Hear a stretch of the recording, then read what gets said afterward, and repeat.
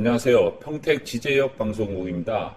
오늘은 저희가 화양지구 R1 단독주택의 세 가지가 있는데 그 중에서 R1에 대해서 저희가 상권 분석도 하고 R1에 대해서 좀 알아보도록 하겠습니다.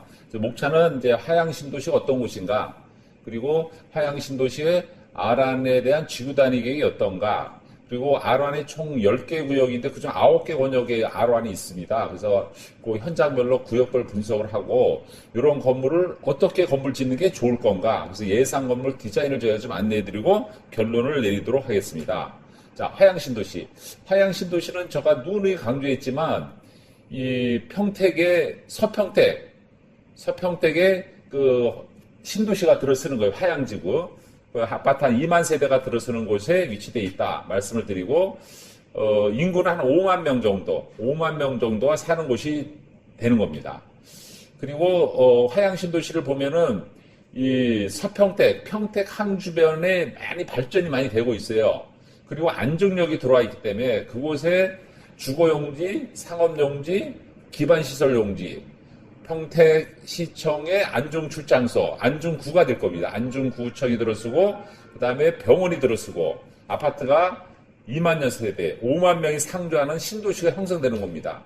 자, 이곳에 R1, 단독주택의 R1이 있습니다. 그래서 단독주택 R1에는 어떤 것이 되는가, 이걸 보면은 R1에는 1차적으로 단독주택, 다가구 주택, 다세대 주택을 지을 수가 있고 상가를 지을 수가 있어요. 50% 범위내. 그래서 일반적으로 점포주택을 얘기하는 것이 R1이라고 보시면 됩니다. 단독주택. 그러면 점포가 뭐가 되냐? 이곳은 식당이 되는 겁니다.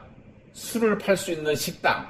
그러니까는 일반 음식점이 된다는 얘기죠. 2종 근생의 일반 음식점이 된다는 건 술을 팔 수가 있는 겁니다. 자, 이곳에서 플러스해서 병원, 의원이 들을 수가 있고, 미용실, 그 다음에 판매점, 제과점, 이런 거에 들을 수 있는 거예요. 자, 그래서 일반적으로 R1이 있고, R2가 있고, R3가 있는 거예요. 그래서 R1은 점포주택인데 식당에 술 팔 수 있는 곳이 들어서고, R2는 술 팔 수 있는 식당이 못 들어서요. 다음 주에 저희가 R2를 얘기할 건데, 예를 들어 내가 음식점을 하고 술을 판다 그러면 R2에서는 안 되는 겁니다. R1에서 되는 거예요.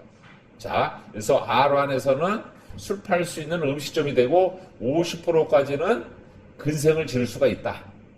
그리고 다락도 지을 수가 있다. 그래서 건폐율 60%, 용적률 180%, 4층 이하의 점포주택. 자, 여기서 키포인트는 1층만 근생이 되는 겁니다.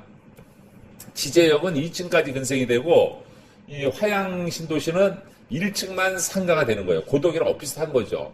대신 여기 또 다세대 주택이 허가가 나는 거고, 요 차이가 있는 거니까 요걸 보고, 요거 지구단위 계획을 저희 블로그에 올려낼 테니까는 참조하시기를 바라겠습니다. 자, R1에 대한 분석을 하기 전에 아파트는 주황색의 아파트예요. 한 15,000세대 정도 되는 아파트가 이제 들어설 것이라는 것을 말씀을 드리고, 자, 단독주택이 이제 전체적으로 19역으로 나눠져 있어요. 단독 1, 단독 2, 단독 3, 단독 4, 단독 5, 단독 6, 단독 7, 단독 8, 단독 9, 단독 10 이렇게 형성이 돼 있다는 걸 말씀을 드리고, 자, 그 중에서 단독 1구역은 아파트 주변에 이렇게 삥 둘러싸여 있어요. 그리고 기역자로 해서 R1이 형성돼 있죠. 요거를 1층의 상가, 2, 3층의 주택 이렇게 지을 수가 있는 거예요. 1층 상가는 술을 팔 수 있는 음식점이 들을 수 있다. 이걸 보시면 되죠. 그래서 아파트가 삥 둘러서 9개 단지가 있고, 그 다음에 준주거 지역이 있는 후면에 있고 근생이 있기 때문에 저 볼 때는 괜찮은 아람부지입니다. 저 아람부지 고르라 그러면은 1구역이랑 3구역을 굉장히 저는 개인적으로 좋게 봅니다. 자, 2구역은 없어요. 2구역은 없고, 그 다음에 3구역이 이제 보행자 길을 따라서 쭉 형성이 돼 있어요. 그래서 이 3구역도 좀 좋은 곳으로 저는 사료가 돼요. 그래서 3구역은 이제 초중고 후면에 있고, 그 다음에 이제 길쭉하게 크게 이 보행자 도로랑 비슷하게 형성되어 있기 때문에 괜찮다. 그래서 북화양의 R 안에서는 제일 중심이 될 것이다. 이렇게 봅니다. 자, 4구역. 4구역은 동문 DCT분에 분양하는 거 있죠? 그 뒤쪽에 이렇게 세로로 길쭉하게 돼 있어요. 여기가. 그래서 R2가 있고 가운데가 R 안에 이거죠. R2는 뭐예요? 술을 팔 수 있는 음식점이 되는 거죠. 그래서 가운데는 이제 술을 팔 수 있는 R1이 돼 있는 곳이 단독 4구역이 있는 R1이다. 이렇게 보시면 되고. 자, 5구역은 상업연지 그 동측에 있어요. 거기도 공공청사가 좀 있고 또 여기가 이제 술을 팔 수 있는 음식점이 들어서고 의원도 들을 수 있기 때문에 가운데 이렇게 형성되어 있다.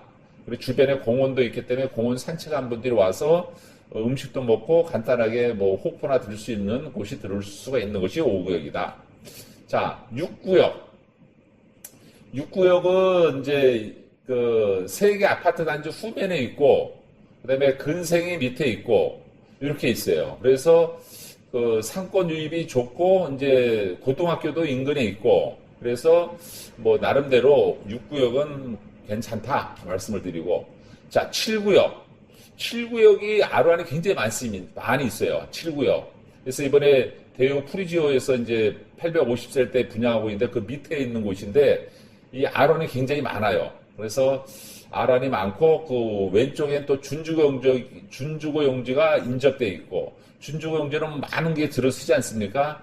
그래서 여기 아론이 좀 많기 때문에 양쪽으로 많은 아론 그리고 준주거 용지가 있고 그래서 굉장히 식당가들이 먹자골목이 많이 형성되지 않겠느냐 이렇게 7구역을 보고 있습니다.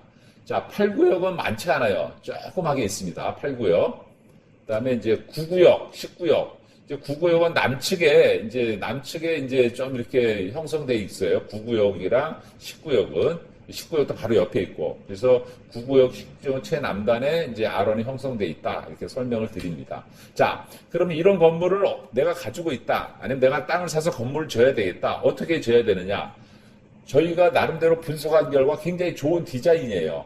그래서 1층에 상가를 좀 아담하게 꾸미고 2층, 3층, 4층을 이제 다락이 있는 거죠, 5층에는. 그래서 좀 참하게 이쁘게 할 수 있는 디자인을 저희가 선정을 해놓았어요. 그래서 저희 평택 지제역 방송국에서는 이렇게 이쁜 디자인, 새로운 트렌드 이런 것을 잘 꾸며서 이렇게 좀 안내를 해드리고 있으니까 자기가 가지고 있는 땅을 좀 이쁘게 좀 색다르게 짓고 싶다 그러시면 저희 댓글을 남기거나 저희 사무실로 전화를 주시면은 좋은 건물, 좋은 디자인에 대한 안내를 해드릴게요. 저희는 이제 건설회사도 협업돼 있고 설계 사무실도 협업돼 있고 많은 부동산도 협업돼 있고 그리고 많은 프랜차이즈점도 협업돼 있기 때문에 좋은 건물 디자인과 좋은 업종이 충분히 들어올 수 있습니다.